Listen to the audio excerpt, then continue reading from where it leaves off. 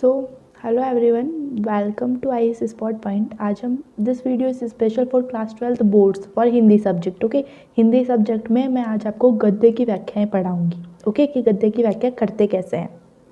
तो जैसा कि आप देख रहे हैं कि ये बाजार दर्शन जैनेन्द्र कुमार से मैंने एक व्याख्या ली है। गद्य की व्याख्या है। मैंने जो काव्यखंड की व्याख्या है वो एक वीडियो में समझा दी है, आप देख सकते हैं उसे मेरे चैनल पे। एंड इस व्याख्या को पढ़ने के बाद आपके 6 नंबर पक्के हो जाएंगे। ओके, सो मेक श्योर कि आप बहुत अच्छे से पढ़ें, इसे बहुत ध्यान से पढ़ें। तो ये पैराग्राफ है, ये आप पढ़ लीजिएगा। इसमें मैंने कुछ वर्ड अंडरलाइन किए हैं। ये पूरा पैराग्राफ उन्हीं वर्ड्स पे डिपेंड करता है, उन्हीं वर्ड्स पे आश्रित रहता है। तो आप भी ये वर्ड्स ऐसे पढ़ के अच्छे से पैराग्राफ इनको अंडरलाइन कर दीजिएगा। मैंने पैराग्राफ बहुत अच्छे से पढ़ लिया है और उसमें मुझे वर्ड्स अच्छे लगे। वो थे जादू, मर्यादा और मन खाली। इन पे ही एक तरह से पूरा पैराग्राफ रिवॉल्व कर रहा है। ओके, घूम रहा है इन्हीं बातों पे।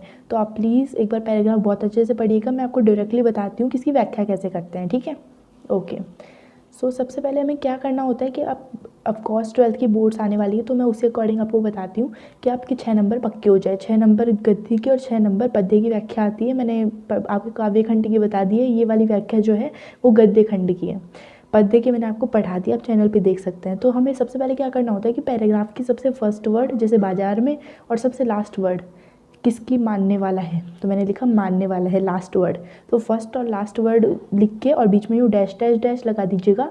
इससे क्या होता है, आपका जो व्याख्या का लिखने का तरीका है बहुत अच्छा लगता है, अट्रैक्टिव लगता है। तो आप सबसे पहले ये करेंगे, ये आपका पहला काम होना चाहिए। फिर 2 आपको लगाने, फुल 2 आपको ये डंडे लगाने हैं। ओके, फिर आपको क्या करना है कि जैसा कि मैंने आपको पिछले वीडियो में बताया था कि व्याख्या करनी हो आपको तो पहले आपको 3 बातों का ध्यान रखना पड़ता है। पहले प्रसंग लिखेंगे आप, फिर व्याख्या लिखेंगे, फिर विशेष लिखेंगे। तो 2 नंबर प्रसंग के, 2 व्याख्या के, 2 विशेष के, ऐसे करके 6 नंबर होते हैं। तो आपको इनमें से कुछ भी स्किप नहीं करना है। ओके, तो मैंने ये बहुत अच्छे से पढ़ा है। आपको बहुत अच्छे से पैराग्राफ पढ़ना है पहले जो गिवन है, देन आप इसको स्टार्ट करेंगे। ओके, तो जैसे कि हम पढ़ते हैं, सबसे पहले प्रसंग है इसका कि प्रस्तुत गद्यांश हमारी। प्रसंग में हम क्या लिखते हैं, प्रसंग में हम लिखते हैं कि ये किस बुक से लिया गया है, किस चैप्टर से लिया गया है और लेखक का नाम क्या है। और इस पूरे पैराग्राफ का शॉर्ट में 2 लाइन में हम मीन्स लिखते हैं। जैसे कि मैंने लिखा, प्रस्तुत गद्यांश हमारी हिंदी की पाठ्यपुस्तक आरव भाग 2 के बाजार दर्शन नामक निबंध से अवतरित किया गया है। मैंने बुक लिख दी, मैंने चैप्टर का नाम लिख दिया बाजार दर्शन। इसके लेखक जैनेन्द्र कुमार है, मैंने लेखक का नाम लिख दिया। फिर मैंने इसको 2 लाइन में समझाया है इस पूरे पैराग्राफ को कि लेखक ने इसमें बाजार के आकर्षण और मन तथा जेब की स्थिति पर प्रकाश डाला। ये मन और जेब की स्थिति क्या होती है जिससे हमें आकर्षण पैदा होता है बाजार के प्रति। तो ये एक पूरे पैराग्राफ का ये एक तरह से 2 लाइन में मतलब है। आपको भी सेम चीज़ लिखनी है। ओके, आपको जो भी पैराग्राफ मिले उस अकॉर्डिंगली। अब हम व्याख्या स्टार्ट करते हैं।